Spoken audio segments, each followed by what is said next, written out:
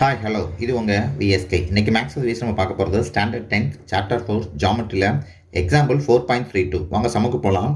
Show that in A triangle the medians R concurrent. ஓகேவா, என்ன கொடுத்துருக்காங்க அப்படின்னா கிவன் ஒரு ட்ரையாங்கிள் கொடுத்துருக்காங்க, ஏபிசிங்கிற ஒரு ட்ரையாங்கிள். இந்த ட்ரையாங்கிளில் உள்ள மீடியன் எல்லாமே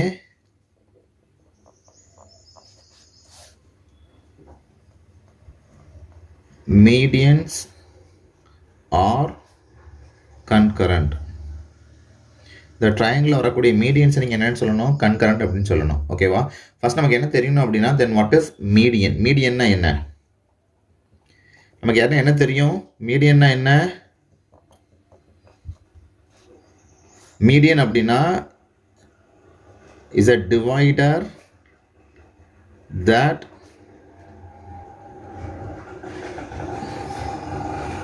divide the line segment into two equal parts. ஓகேவா, மீடியன் அப்படிங்கிற என்ன செய்யும் அப்படின்னா ஒரு லைன் செக்மெண்ட்டை ரெண்டு ஈக்குவல் பார்ட்டாக பிரிக்கக்கூடிய ஒரு டிவைடர் அப்படின்னு அர்த்தம். ஓகேவா, அப்படின்னா இந்த உள்ள நம்ம கொடுத்துருக்க ட்ரையாங்கிள் எப்படி எது மீடியனாக வரும்? ஏபிசி அப்படிங்கிற ட்ரையாங்கிள் இருக்குது.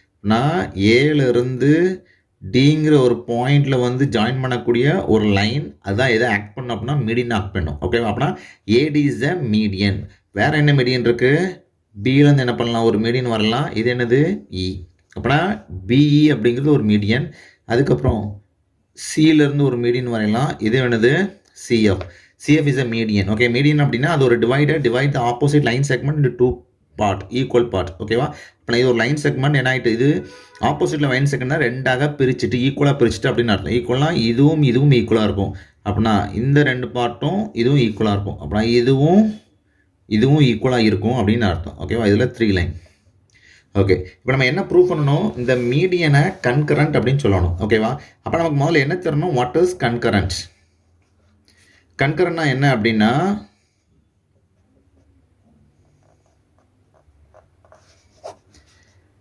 கன்கரண்ட் அப்படிங்கிறது 3 or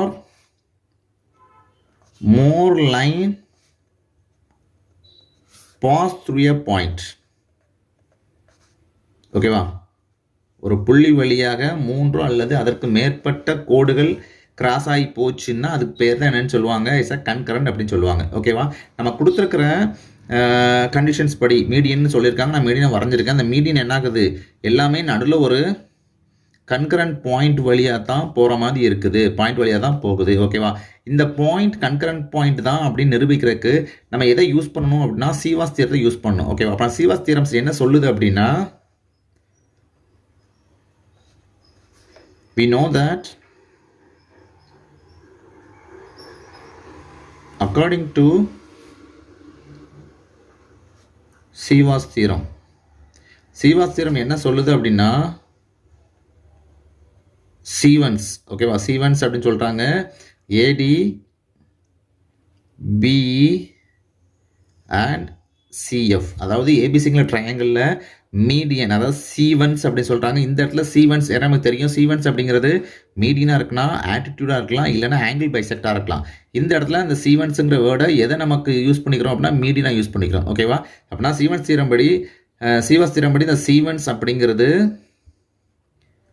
ஆர் கன்கரண்ட். ஓகேவா, இது கன்கரண்டாக வரணும் அப்படின்னா if and only if the ratio of the segments, என்ன segment, PD by DC into CE by EA into AF by FB is equal to 1 வரணும். ஓகேவா, இந்த செக்மெண்ட்ஸ் என்ன பண்ணியிருக்கேன், அந்த பிசி அப்படிங்கிற லைன் செக்மெண்ட்டை மீடியன் என்ன பண்ணியிருக்கு, டிவைட் பண்ணியிருக்கு. அந்த செக்மெண்ட்ஸ் நான் என்ன பண்ணுறேன், எடுத்து அதனுடைய ரேஷியோவை எடுத்து எல்லா சைடில் உள்ள ரேஷியோ எடுத்து மல்டிப்ளை பண்ணால் அது என்ன வரணும், இஸ் ஈக்குவல் டு 1 வரணும். இஸ் ஈக்குவல் டு 1 வந்துருச்சு அப்படின்னா நம்ம என்னென்னு சொல்லிடலாம், அந்த மீடியனை கன்கரண்ட் பாயிண்ட்டாக ஃப்ரேம் பண்ணும் அப்படின்னு சொல்லிடலாம். இல்லைனா ஒரு கன்கரண்ட் பாயிண்ட் வழியாக போகுதுன்னு சொல்லலாம். ஓகேவா, இன்னொன்று முக்கியமாக நமக்கு தெரிய வேண்டியது, கண்டிப்பாக நம்ம எடுக்கக்கூடிய அந்த ரேஷியோ சைக்கிள் ஃபார்மில் இருக்கான்னு என்ன பண்ணணும், செக் பண்ணிக்கணும். சின்ஸ் கொடுத்துருக்குற இல்லைனா நம்ம ஃப்ரேம் பண்ண அந்த ட்ரையாங்கிளில் அந்த டிங்கிறது என்ன பண்ணுது அப்படின்னா மிட் பாயிண்ட்டை ஆக்ட் பண்ணுது. D is the mid point of BC. பிசிங்கிற அந்த லைனுக்கு டிங்கிறது ஒரு மிட் பாயிண்ட்டாக இருக்குது. ஏன்னா என்ன சொல்லியிருக்கோம், அந்த பாயிண்ட் மீட் இஸ் சென்டர். ரெண்டு பிசிங்கிற ரெண்டு பாயிண்ட்டுக்கும் நடுவில் இருக்குது. அந்த லைன் செக்மெண்ட்டை ஈக்குவலாக பிரிக்குன்னு சொல்லியிருக்கோம். அப்புறம் எப்படி இருக்கும், பிடி இஸ் ஈக்குவல் டு டிசியாக இருக்கும். இது எப்படி எழுதிக்கலாம், DP by PD by DC is equal to 1 எழுதிக்கலாமா. இதை என்ன எடுத்துக்கிறேன், 1ன்னு எடுத்துக்கிறேன். ஓகேவா. அடுத்தது சின்ஸ் அந்த இ அப்படிங்கிற point is the mid point of AC. ஓகேவா. ஏசிக்கு மிட் பாயிண்டாக வர்றதுனால எது எது சமமாக இருக்கும், சிஇ அப்படிங்கிற அந்த செக்மெண்ட் இஸ் ஈக்குவல் டு சிஇஏக்கு சமமாக இருக்கும். இதை எப்படி எழுதிக்கலாம், CE by EA is equal to 1 எழுதிக்கலாம். இதை என்ன எடுத்துக்கிறேன், 2ன்னு எடுத்துக்கிறேன். ஓகேவா. அடுத்தது அதே மாதிரி அந்த எஃப்ங்கிறது எப்படி இருக்குது, எஃப் அப்படிங்கிறது is the mid point. F is the mid point of A பிக்கு இருக்குது. ஓகேவா. அப்போ நான் இதை வந்து என்ன சொல்லிடலாம், ஏஎஃப்ங்கு இஸ் ஈக்குவல் டு எஃப்பின்னு சொல்லிடலாம். இது எப்படி எழுதிக்கலாம், ரேஷியோ ஃபார்மேட் எழுதணும் அப்படின்னா ஏஎஃப் பை எஃப்பின்னு எழுதிக்கலாம் இஸ் ஈக்குவல் டு 1. இதான் என்னது 3. இப்போ நான் என்ன செய்ய போகிறோம் அப்படின்னா ஈக்குவேஷன் 1, 2 and 3 மல்டிப்ளை பண்ண போகிறேன். ஓகேவா. இல்லைனா மல்டிப்ளை த ஈக்குவேஷன் 1, 2 and 3ன்னு வச்சுக்கலாம். ஓகே. மல்டிப்ளை பண்ணால் என்ன வந்துடும், ஃபஸ்ட்டு இது பிடி பை டிசி இன்ட்டு இது இப்போ லெஃப்ட் ஹேண்ட் சைடு எழுதிக்கிறேன் CE by EA into AF by FB. இந்த பக்கம் 1 × 1 × 1 3 நேரம் 1ஆல் 1 பெருக்கணும் என்ன தான் வரும், 1 தான் வரும். ஓகேவா. என்ன சொல்லிடலாம், therefore BD by DC into CE by EA into AF by FB is equal to 1. இது எதை சாட்டிஸ்ஃபை பண்ணுது அப்படின்னா நம்ம சீவன்ஸில் உள்ள அந்த ரேஷியோ ஆஃப் த செக்மெண்ட்ஸ் என்ன பண்ணுது, சாட்டிஸ்ஃபை பண்ணுது. ஓகேவா. இது எப்படி நம்ம இது பண்ணோம் அப்படின்னா அந்த ரேஷியோங்கிறதும் சைக்கிளிக் ஃபார்மில் இருக்கான்னு பார்த்துக்கணும். இங்கே டியில் முடிஞ்சால் டியில் ஆரம்பிக்கு, சியில் முடிஞ்சால் சியில் ஆரம்பிக்கு, ஏல முடிஞ்சால் ஏல ஆரம்பிக்கு. இது ஒரு சைக்கிளிக் ஃபார்ம் இருக்குது. அதே மாதிரி சீவாசனுடைய அந்த கண்டிஷனை சாட்டிஸ்ஃபை பண்ணுது. ஓகேவா. என்ன பண்ணிடுது, ஹென்ஸ் ஹீவாஸ் தியரம் சாட்டிஸ்ஃபைடு.